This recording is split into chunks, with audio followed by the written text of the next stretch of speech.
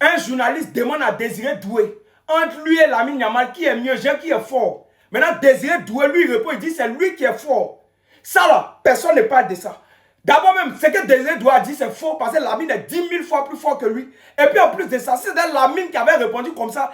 Tout le monde allait dire, Lamine est arrogant, il est prétentieux, il ne respecte pas les gens. Tu allais voir un certain Adil Rami, le joueur le plus nul de la terre. Adil Rami, c'est le défenseur le joueur même le plus nul de la terre. Tu allais venir Adil Rami, on t'a parlé. Et puis c'est pas seulement lui, tout le monde allait parler de ça pour dire mon joueur arrogant, il est prétentieux. Mais Désiré Doué a dit ça, il n'y a pas de problème. Lamine Yamal est arrogant aujourd'hui, demain et après-demain parce que c'est le meilleur joueur du monde. Donc tout le monde peut répondre, ça dit chacun peut répondre comme il veut, mais Lamine ne doit pas répondre comme lui il veut. Ah bon, hein?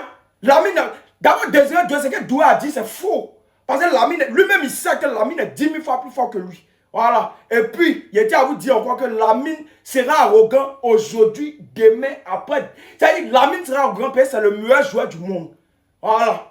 Donc, tout le monde peut répondre, mais Lamine, lui, n'a pas le droit de répondre. Écoutez bien. Hein.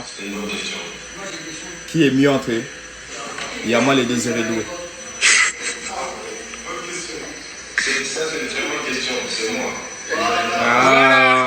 En fait, pour moi, il n'y a aucun scandale.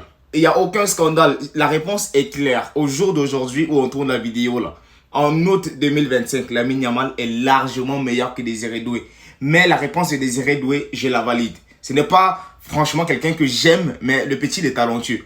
Tu comprends ce que je veux dire? Ça veut dire un athlète professionnel, il a le devoir de dire qu'il est meilleur. Maintenant, il lui reste encore 15 ans pour prouver qu'il est meilleur que Lamine Yamal. Sinon, jusqu'à présent, c'est en blague part. On sait nous tous que de ce que Yamal a montré maintenant, petit, il y a un monde d'écart. C'est exactement comme ces deux-là. Ici, le débat est fini depuis 5-6 ans. Mais pendant 10 ans, ils étaient en train de se combattre. Mais je pense que Doué ne pourra pas créer cette rivalité parce qu'il faut qu'il vienne au Real. Sinon, il a le droit de le dire. Mais si c'était Yamal, ils auraient fait des scandales. Mais franchement, Lamine Yamal, nous tous on connaît. Parce que même les stats là, ça le prouve en fait. Mais les gars, pourquoi Yamal pourrait se faire virer de la tournée au Japon avec le Barça? Yamal a complètement vrillé lors du dernier match de préparation en essayant de balayer un joueur adverse et en manquant de respect à plusieurs de ses partenaires. Il s'est également fait recadrer par l'organisation japonaise pour avoir refusé de prendre des photos en avant-match. Puis entre ses touches bancales, dégagement de ballon, marche sur le terrain, Yamal a fait le pire match de toute sa carrière. C'est lunaire, je te montre tout ce que tu n'as pas vu. Et oui, c'était la reprise pour Yamal et le Barça qui s'est imposé 3-1 face au Vissel Kobe. Mais c'est surtout le comportement de Yamal qui a choqué tout le monde sur ce match. C'est simple, il a perdu tous ses duels face au latéral japonais. Il n'est même pas passé une seule fois du match en se faisant pocket sur toutes ses actions. À chaque fois c'était pareil, sauf qu'à un moment il s'est mis à vriller. Complètement frustré, il a commencé à jouer les touches n'importe comment, à dégager dans le ballon, envoyer des centres sur le gardien adverse, ou alors il jouait carrément à contresens tout en marchant. Plusieurs de ses coéquipiers ont même fini par le recadrer, tout comme son coach. Le Barça pourrait le sanctionner également à cause de l'avant-match où il n'a pas laissé le temps de faire la traditionnelle photo puisqu'il a été le premier à s'en aller et s'est tout de suite fait recadrer par l'organisation japonaise pour qu'il puisse refaire la photo. Bref, un début de saison pas au top.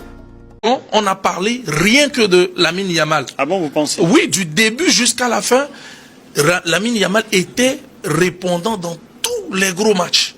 Reprenez tous les gros matchs, que ce soit les Clasico, que ce soit contre Atlético de Madrid, que ce soit contre même l'Inter de Milan, où le Barça perd. On ne parle que de Lamine Yamal, malgré qu'il ait perdu. Malgré que Sommer ait arrêté des frappes enroulées pas possibles. Parce qu'il a marqué un but, mais déjà sa capacité à ce jeune âge. Les gens parlent de l'âge qu'il ne faut pas écarter là. Je dis non. On a vu des Cristiano, on a vu des Messi. À 15 ans, 16 ans, il n'était pas encore dans le bain. Il n'était même pas encore... Vous pensez qu'on devait le récompenser pour son âge? Pas seulement pour son âge. Au fait, c'est tout un ensemble.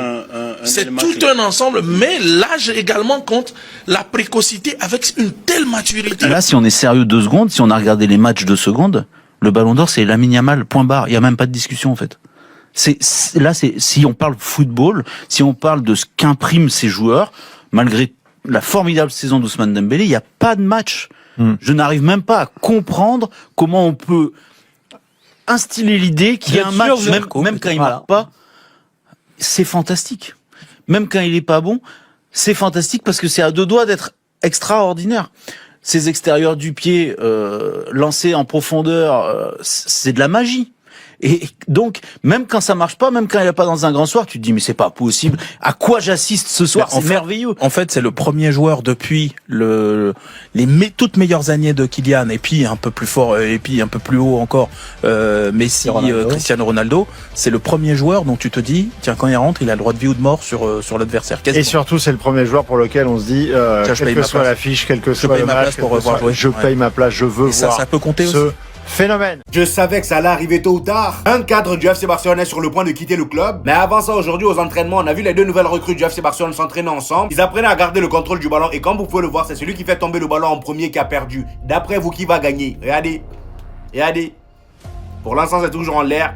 Allez, Marcus gagne. Après avoir battu Rooney Bardi, Marcus s'est désormais attaqué à Pedri, Jules Koundé, Dani Olmo et Ferran Torres. Regardez encore une fois. Regardez-moi ces échanges. Le ballon touche pas le sol.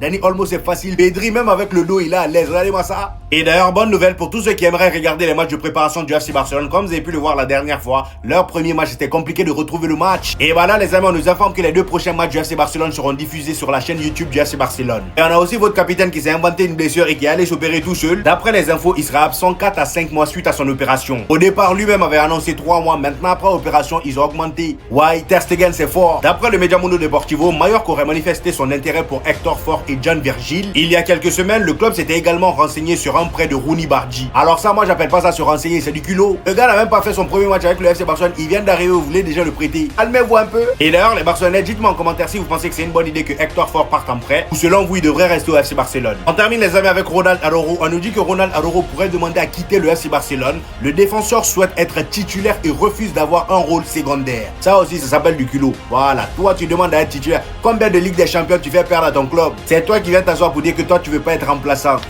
Ils vont te vendre d'une manière, tu vas rien comprendre.